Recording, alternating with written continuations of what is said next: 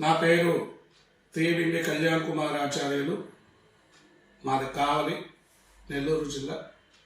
శ్రీ కలుగోల శాంభవీదేవి దేవస్థానం నందు ప్రధాన అర్చకులుగా, వంశపారంపర్య అర్చకులుగా, పురోహితులుగా, ప్రతిష్టాచార్యులుగా పురోహిత కార్యక్రమాలను నిర్వహిస్తూ ఉంటాను. అలాగే మా వంశపారంపర్యంగా వైదిక కుటుంబంలో జన్మించినటువంటి నేను విశ్వకర్మ అనగా ఎవరు, హూ ఈజ్ ది విశ్వకర్మ అనేటటువంటి అంశం మీద నాకు తెలిసినటువంటి, నేను చదువుకున్నటువంటి మా గురువుల ద్వారా నేను తెలుసుకున్నటువంటి విషయాలను మీ అందరితో పంచుకోవాలనేటటువంటి ఒక చిన్న ప్రయత్నము చేయబోతూ ఉన్నాను. విశ్వకర్మ అనగా ఎవరు అనేటటువంటి అంశాన్ని పరిశీలన చేసినప్పుడు మొట్టమొదటిగా పరమాత్మ నిరాకార స్వరూపుడు. వేదములు ఆయనని విశ్వకర్మగా కీర్తించినాయి. మీరు ఇక్కడ గమనించినట్లయితే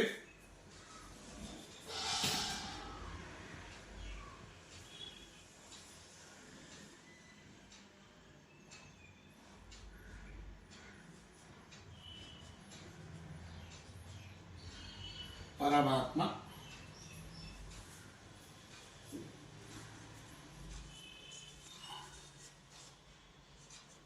నిరాకారుడు.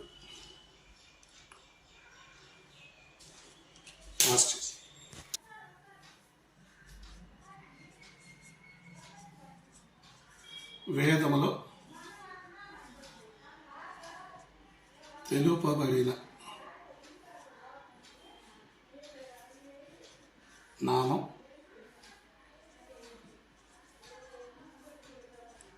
పరమాత్మ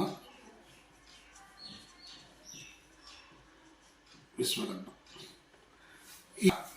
ఈ పరమాత్మ అనబడేటటువంటి విశ్వకర్మ భగవానుడు నిరాకారుడు.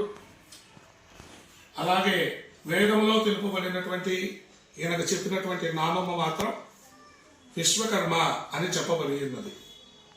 అంటే ఈ విశ్వమునంతా కూడా, సమస్త జగత్తులన్నిటినీ కూడా ఆయన సృష్టి నుంచే వచ్చినవి అని చెప్తారు.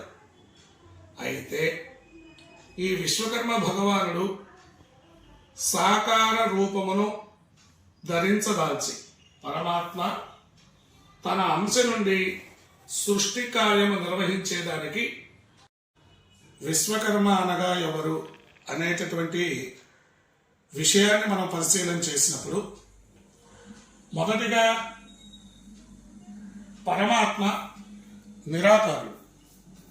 అయితే ఆయనకి వేదంలో తెలుపబడినటువంటి నామం మాత్రం పరమాత్మ విశ్వకర్మ.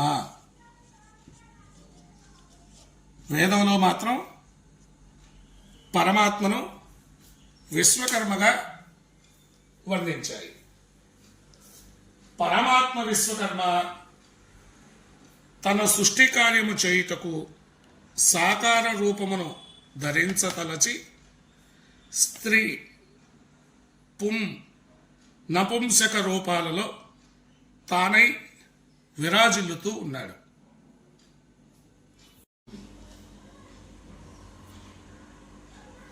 పరమాత్మ విశ్వకర్మ భగవానుడు సాకార రూపమును ధరించి మొదటిగా పురుష స్వరూపము పంచముఖ విశ్వకర్మగా, స్త్రీ రూపము ప్రకృతిగా పంచముఖ గాయత్రిగా ఆయన అవతరించినారు. వీరి ఇరువురు కూడా పరమాత్మ విశ్వకర్మ భగవానుడి ద్వారా సృష్టించబడినటువంటి వారే. ఎందుకు సృష్టించబడ్డారు? వీరు ఇరువురిలో లింగభేదములు మాత్రమే ఉన్నాయి. అంటే ఒక స్త్రీ రూపము, ఒక పురుష స్వరూపము. ఆ లింగభేదము తప్ప వీరి ఇరువురిలో రూపలావణ్య క్రియాభేదములు లేవు. ఈవిడ ప్రకృతిగా, పురుష స్వరూపము పురుషుడుగా, సంతాన యజ్ఞ సృష్టి కార్య సంకేతములుగా వీళ్ళని మనం గమనించవచ్చు. మనం బాగా గమనించినట్లయితే ఒక ఆది దైవిక రూపం, దీన్ని ఆది దైవిక రూపము అని అంటారు. అంటే పరమాత్మ సాకార రూపము ధరించినటువంటి విధానం, ఇది దైవిక రూపం. ఆది భౌతిక రూపం ఏంటి? భౌతిక రూపం అంటే ఈయన ప్రకృతి, అంటే క్షేత్రం. ఈయన పురుషుడు అనగా బీజం, ఆయన బీజం. ఈ బీజము వెళ్ళి క్షేత్రంలో ఏర్పడినప్పుడు మాత్రమే అంకురము లేక వృక్షము అనేటటువంటిది విరాజిల్లుతుంది. వృక్షము విరాజిల్లుతుంది, సంతానము కలుగుతుంది. సంతానము అని అంటే జంతుజాలములు, మానవ సంబంధమైనటువంటివి, ప్రకృతి సంబంధమైనటువంటివి. ఈ కోణాన్నంతా కూడా ఆది భౌతిక రూపము అని అంటారు. ఇంకా ఆధ్యాత్మిక కోణంలో మనం పరిశీలన చేస్తే ఈ పరమాత్మ అయినటువంటి విశ్వకర్మ ప్రతి జీవిలోనూ హృదయస్థానంలో ఆయన వేయించేసి ఉంటాడు. అంటే ప్రాణము ఆయన, శరీరము పురుష స్వరూపులైనటువంటి విశ్వకర్మ భగవాన్, పంచముఖ విశ్వకర్మ భగవానుడు శరీరము. అలాగే స్త్రీ ప్రకృతి, ఈ గాయత్రి అనబడేటటువంటి ఆవిడ శరీరంలో ఉండేటటువంటి శక్తి. అంటే మనం ఒక పని చేయాలంటే మనకంటూ ఒక శక్తి కావాలి, బలం కావాలి. ఆ బలం కావాలంటే ఆ బలమే ఈ గాయత్రీ దేవి. ఆది భౌతికార్థము, ఆది దైవికార్థము, ఆధ్యాత్మికార్థము, ఈ మూడు అర్థముల గురించి నాకు తెలిసింది చెప్పాను. అలాగే ఇంకొక కోణం చూద్దాం. ఈయన ఒక రాష్ట్రపతి అని అనుకుందాం. ఈయన ఏర్పాటు చేసినటువంటి ఈయన ప్రధానమంత్రి, పంచముఖ విశ్వకర్మ భగవానుడు. ఈయనకు ఇచ్చినటువంటి అధికారమే గాయత్రి. ఈయనకు ఇచ్చినటువంటి ఒక పవర్ ఉంటుంది కదా, ప్రధానమంత్రికి ఒక పవర్ ఉంటుంది, అడ్మినిస్ట్రేటివ్ పవర్ అంటారు. ఆ అడ్మినిస్ట్రేటివ్ పవర్ ఎవరు? గాయత్రి దేవి. వీళ్ళిద్దరూ వేరు కాదు, వీళ్ళిద్దరూ ఒకటే. కాకపోతే లింగ భేదములు మాత్రమే. పరమాత్మ ఒక స్త్రీ రూపాన్ని, ఒక పురుష రూపాన్ని తన అంశ ద్వారా సృష్టి కార్యము చేయమని, సంతాన యజ్ఞ సాఫల్యము చేయమని వీళ్ళిద్దరినీ కూడా ఆయన ఏర్పాటు చేయడం జరిగింది. పరమాత్మ సాకార రూపమును ధరించదాల్చి పురుష స్వరూపంగా పంచముఖ విశ్వకర్మగాను, స్త్రీ రూపములో గాయత్రీదేవి గాను, వారి ఇద్దరు అభేధీయులుగా ఆయన సృష్టించి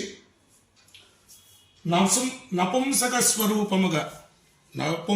స్వరూపముగా అకార ఉకార మకార బీజాక్షముల యొక్క కలయిక అయినటువంటి ఓంకారముగా ఆయన నిలిచిపోయాడు. సర్వశక్తులకు కూడా మూలదేవతగా పరమాత్మ నిలిచినటువంటి స్వరూపమే ఓంకారం. పరమాత్మ స్వరూపమైనటువంటి ఓంకారమును ప్రతి నామము ముందు కూడా చదవడం వలన పరమాత్మను పూజించినటువంటి ఫలితం వస్తుంది. అంటే ఎలాగా? ఉదాహరణ మనం తీసుకున్నట్లయితే చెప్పాను, నపుంసక స్వరూపములో ఓంకార రూపములో స్వామి నిలిచిపోయినాడు. అందుకే మనం ఏ పూజ చేసినా, ఏ అర్చన చేసినా, లేదు ఏదైనా కొలవాలని అనుకున్నా ఓం నమ శివాయ అంటే, ఉదాహరణ చెప్తున్నాను, ఓం నమ శివాయ అంటారు. ఎందుకంటారు? ఓం కలపకుండా నమ శివాయ అనవచ్చు, అది కూడా తప్పులేదు. కానీ ఓంకారమును ఆ మహామంత్రానికి లేదు ఆ నామానికి జోడించినందువలన ఈ పరబ్రహ్మతత్వాన్ని కూడా అర్చన చేసినటువంటి వారం అవుతాం. ఈ ఓంకారము చేర్చినందువలన ఈ పరబ్రహ్మను, ఈ పరమాత్మను పూజించినటువంటి ఫలితం వస్తుంది. పంచముఖ విశ్వకర్మ భగవానుడిని పూజించిన ఆ ఫలితం వచ్చేది ఈయనకే. గాయత్రి రూపములో మనం పూజ చేసిన ఈయన నుంచి ఈయన ద్వారా, ఈయన నుంచి ఈయన ద్వారా ఏర్పడుతుంది. ఓంకారం, అయ్యా నాకు ఏం వద్దు, నేను ఓం నిశ్చలంగా ఉంటాను, నా మనస్సును ఆ పరమాత్మ మీద లగ్నం చేస్తాను, ఓంకారాన్ని ఉచ్చరిస్తాను అని అనుకుంటామా? ఓంకారము రూపంలో కూడా ఆ పరమాత్మను మనం ధ్యానం చేయొచ్చు. లేదు, ఈ మూడు నాకు అవసరం లేదండి, ఈ మూడుకి నేను సాధించేశాను.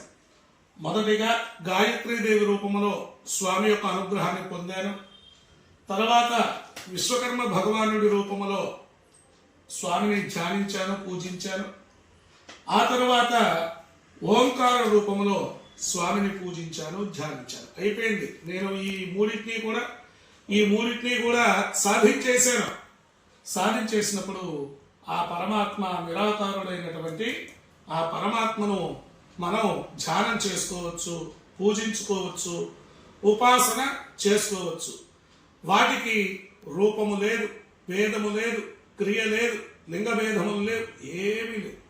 కాబట్టి ఏ రూపములో అర్చన చేసినా ఆ విధానం అనేటటువంటిది ఆ పరమాత్మకు చేరుతుంది. అయితే వీళ్ళిద్దరి స్వరూపం ఒకటే.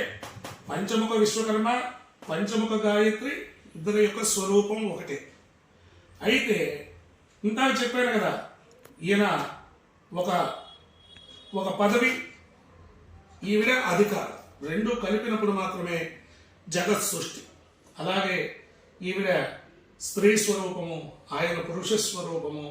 ఈ ప్రకృతి పురుషులు కలయిక వలనే సంతాన యజ్ఞము, అలాగే సృష్టి కార్యం అంతా కూడా నిర్వహించడం జరిగింది. పంచముఖ విశ్వకర్మ భగవానుడు, పంచముఖ విశ్వకర్మ సర్వలోక పాలన కొరకు, అంటే ఈయన సాకార రూపమును ధరించినటువంటి పంచముఖ విశ్వకర్మ సర్వలోక పాలన కొరకు, సర్వలోకాలని కూడా పాలించేదానికి తన యొక్క అంశ చేత తన 5 ముఖములైనటువంటి సద్యోజాత, వామదేవ, అఘోర, తత్పురుష, ఈశాన అనబడేటటువంటి ఆ 5 ముఖముల నుండి మనోబ్రహ్మ ఆయనకి భార్యగా ఆదిశక్తిని ఏర్పాటు చేశాడు. వీరికి పర్యాయ పదాలు, వీళ్ళని ఇంకొక నామములతో కూడా పిలుస్తారు. ఏమని పిలుస్తారు? రుద్రుడు అని, ఉమాదేవి అని, లేక శివుడు, ఉమాదేవి అని పిలుస్తారు.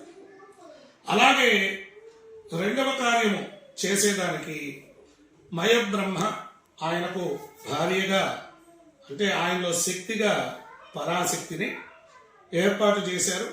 పర్యాయ పదము విష్ణుమూర్తి, లక్ష్మీదేవి. అలాగే త్వష్ట బ్రహ్మ ఆయనకు భార్యగా ఇచ్ఛాశక్తిని ఏర్పాటు చేశారు. దానికి పర్యాయ పదం బ్రహ్మ సరస్వతి.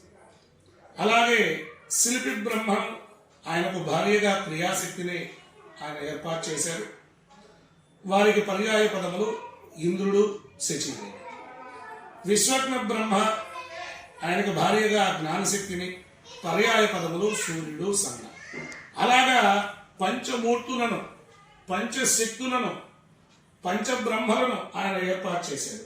ఏర్పాటు చేయడమే కాక సానగ, సనాతన, అహబూన, ప్రత్న, సుపర్ణ అనబడేటటువంటి పంచ ఋషులను, రుక్కు, యజుసు, సామ, అథర్వణ, ప్రణవ అనబడేటటువంటి వేదములను, అయోశిల్పము, దారు శిల్పము, తామ్ర శిల్పము, శిలాశిల్పము, స్వర్ణ శిల్పము అనబడేటటువంటి పంచశిల్పములను, పృథివీ, నీరు, అగ్ని, వాయువు, ఆకాశము, పంచభూత అనబడేటటువంటి పంచభూతములను, తిథి, వార, నక్షత్ర, యోగ, కరణము అనబడేటటువంటి పంచాంగములను ఆయన సృష్టించి సృష్టి, స్థితి, లయ, తిరోధాన, అనుగ్రహ అనబడేటటువంటి పంచకృత్యములను కూడా నిర్వహించమని చెప్పేసేసి ఆయన చెప్పడం జరిగింది.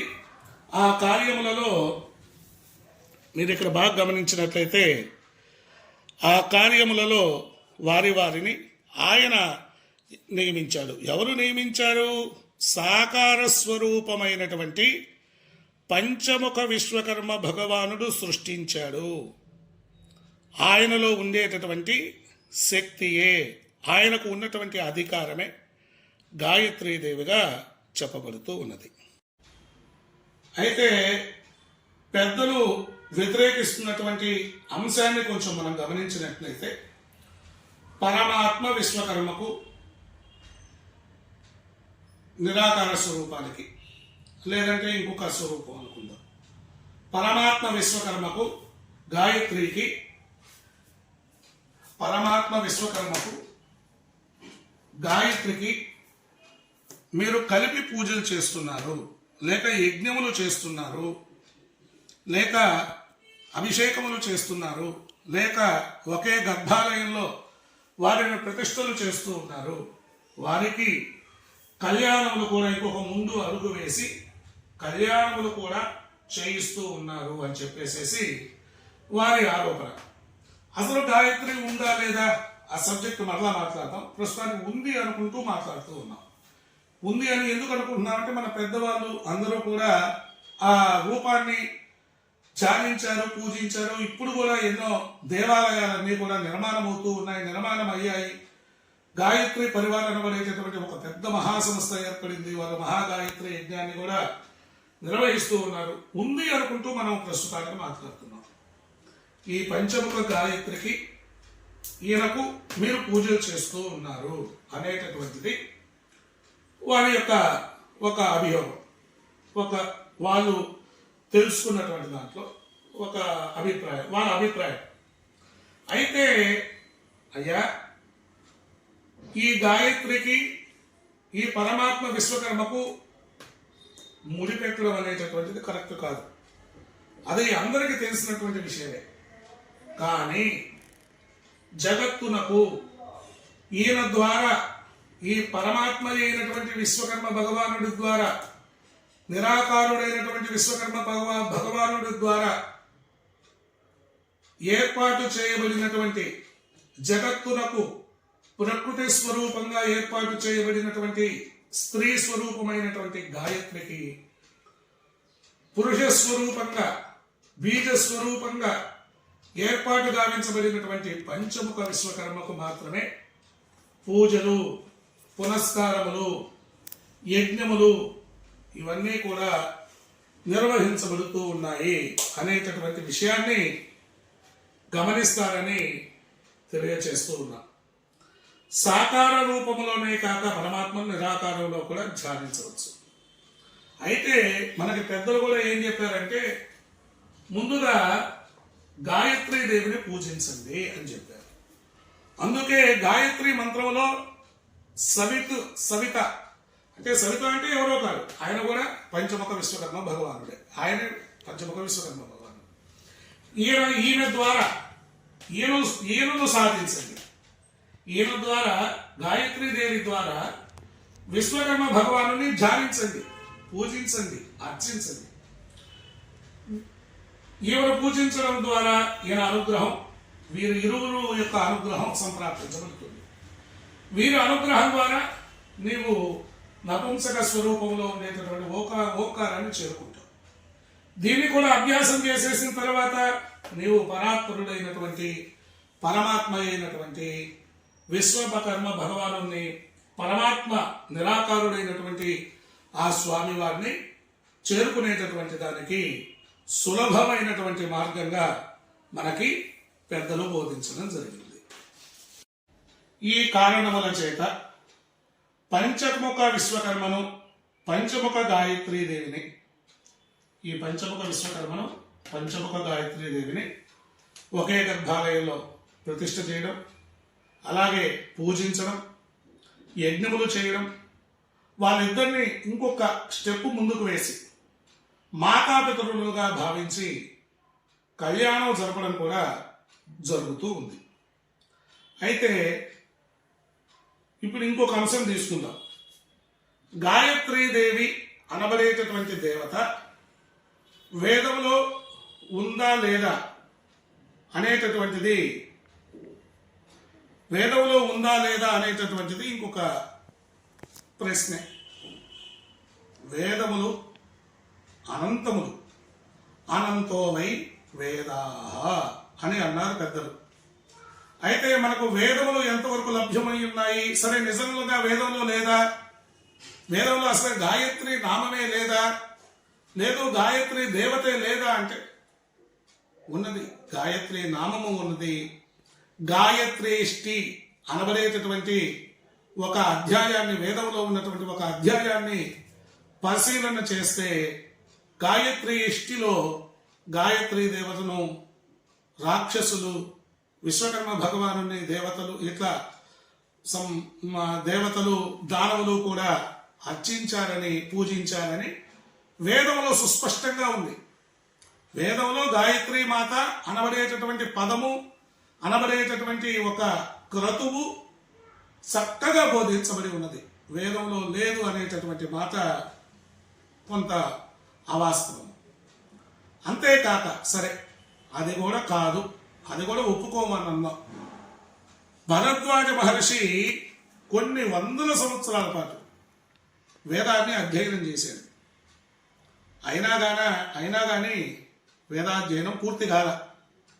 ఏమయ్యా, ఇంతకాలం నీవు వేదాలు చదువుతున్నావు, ఏమి ఇంకా మా లోకానికి రావా ఏంది అని అడిగినప్పుడు, ఏమో స్వామి, ఎంత చదువుకున్నానో నాకు తెలియదు, మీరే చెప్పాలి అంటే, సరే ఒక ఉదాహరణ చూపించి సముద్రం దగ్గర తీసుకుని వెళ్ళి ఏదో ఇసుక తీసి, ఇదిగో ఇంత నువ్వు చదువుకున్నా అంటే, అనంతములు వేదములు అనబడేటటువంటిది ఒకటి చెబుతూ, అసలు వేదములు ఎన్ని శాఖలు ఉన్నాయి?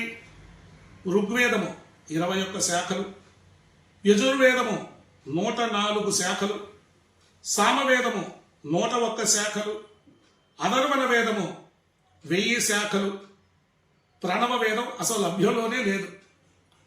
ఇన్ని శాఖలు ఉన్నప్పుడు, ఇన్ని శాఖలు ఉన్నాయి అని మనకి అధికారికంగా కొన్ని పురాణాల్లో, కొన్ని అంశాలలో మనకి తెలియవచ్చినప్పుడు, మనకి ఇప్పుడు ఎన్ని శాఖలు లభ్యంలో ఉన్నాయి? గట్టిగా 1% కూడా లభ్యంలో లేవు. అలాంటప్పుడు గాయత్రీదేవి, లేదంటే కొంతమంది దేవతలు, కొంతమంది పురాణోక్త దేవతల గురించి నేను మాట్లాడట్లేదు, వేదోక్తమైనటువంటి దేవతల గురించే మాట్లాడుతున్నాను. ఈ దేవతలు ఫలాని వారు వేదంలో ఉన్నారు, ఫలాని వారు వేదంలోనే లేరు అనబడేటటువంటిది నిర్ధారించడం అనేటటువంటిది కష్టసాధ్యమైనటువంటి విషయం. అయితే పెద్దలు అనుసరించినటువంటి మార్గాలలో ప్రయాణించడం మంచిది అనబడేటటువంటి విషయాన్ని తెలియచేస్తూ ఉన్నాను. వాస్తవానికి మరొకసారి చెప్తున్నాను, పరమాత్మ విశ్వకర్మకు గాయత్రీదేవికి సంబంధం లేదు. నిజంగా వీరు ఇరువురిని పెట్టి పూజ చేసినట్లయితే అది ఖచ్చితంగా తప్పే. అసలు ఈయన్ని పూజించాలంటే ఏ ఆకారంలో పెట్టి పూజ చేస్తాం? ఈయనకు పూజించాలంటే ఒక ఆకారం ఉండాలి కదా. ఒక లింగ స్వరూపమో, లేదంటే ఒక 5 తలలో, లేదంటే ఇంకొక రూపమో ఉండాలి కదా. ఈయన పక్కనే ఏమైనా పెట్టి పూజ చేయాలంటే అది కుదరదు. అది అసలు కరెక్ట్ కూడా కాదు. అసలు ఈయనకు సంబంధం లేదంటే ఈయన సృష్టించినటువంటి వాళ్ళే వీళ్ళ ఇరువురు కూడా. అయితే కేవలం పంచముఖ గాయత్రికి, పంచముఖ విశ్వకర్మ భగవానుడికి మాత్రమే,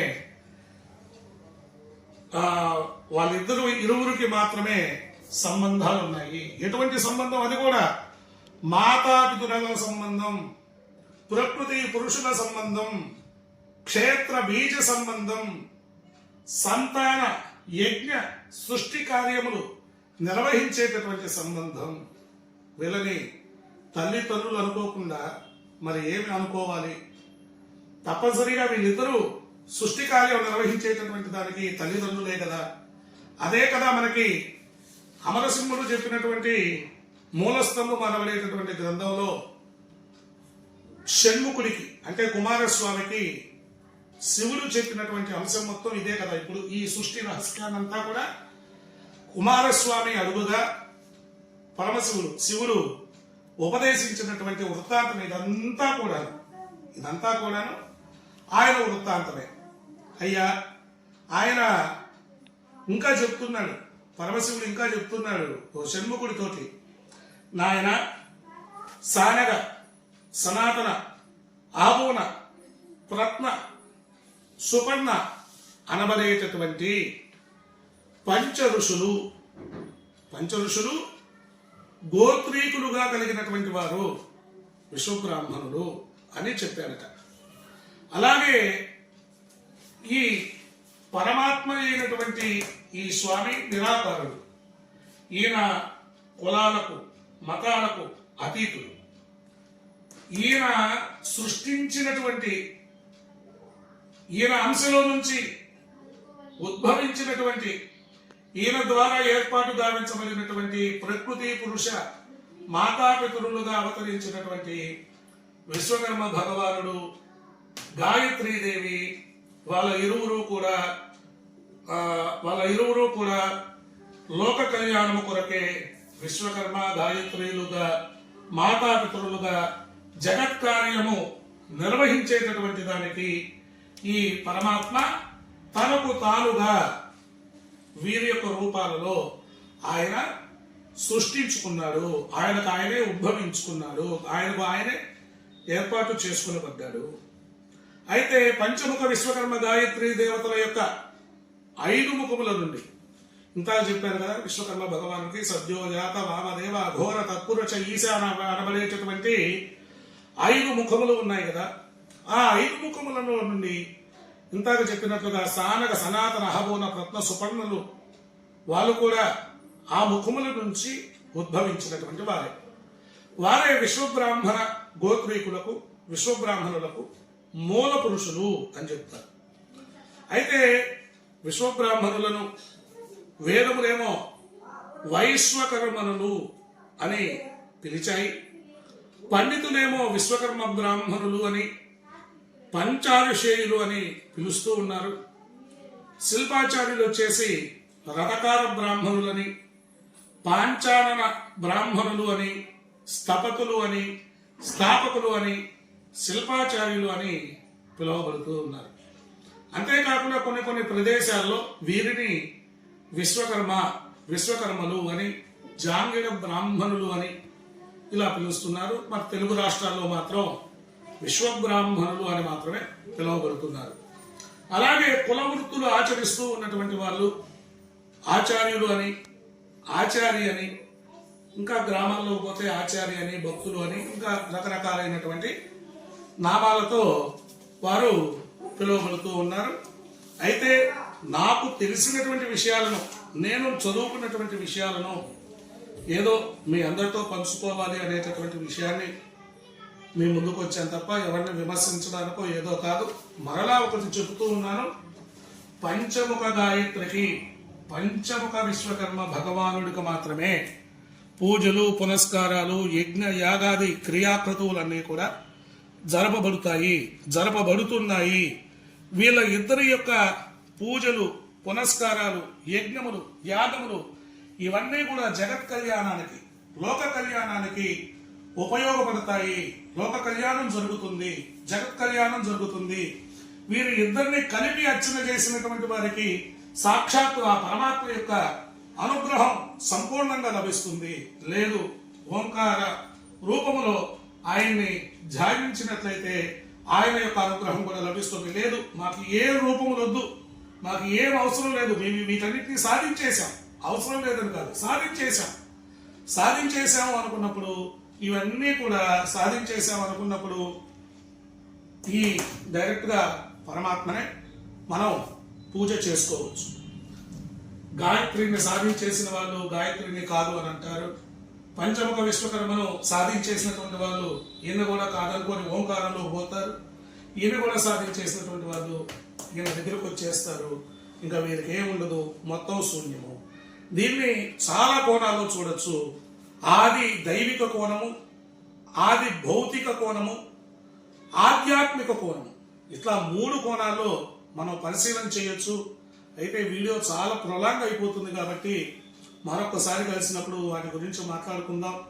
నాకు తెలిసినటువంటి విషయాలను, నేను అర్థం చేసుకున్నటువంటి విషయాలను, అలాగే ఈ చాలా చిన్న పుస్తకం అయినప్పటికీ కూడా విశ్వకర్మ అనగా ఎవరు, హూ ఈజ్ ది విశ్వకర్మ అనబడేటటువంటి ఈ పుస్తకంలో ఉన్నటువంటి విధానము, అలాగే మూలస్తంభము అనబడేటటువంటి గ్రంథములో చెప్పబడినటువంటి విషయాలన్నీ కూడా ఈ గ్రంథంలో చెప్పబడ్డాయి. అవన్నీ కూడా తెలియజేస్తూ ఉన్నాను. మరొకసారి చెప్తున్నాను, ఈ గాయత్రికి పరమాత్మకు సంబంధం లేదు. పంచముఖ గాయత్రికి, పంచముఖ విశ్వకర్మకు మాత్రమే మాతాపితృల, ప్రకృతి పురుషుల సంబంధం ఉన్నది అని మనవి చేస్తూ ఉన్నాను. హరి ఓం తత్సత్.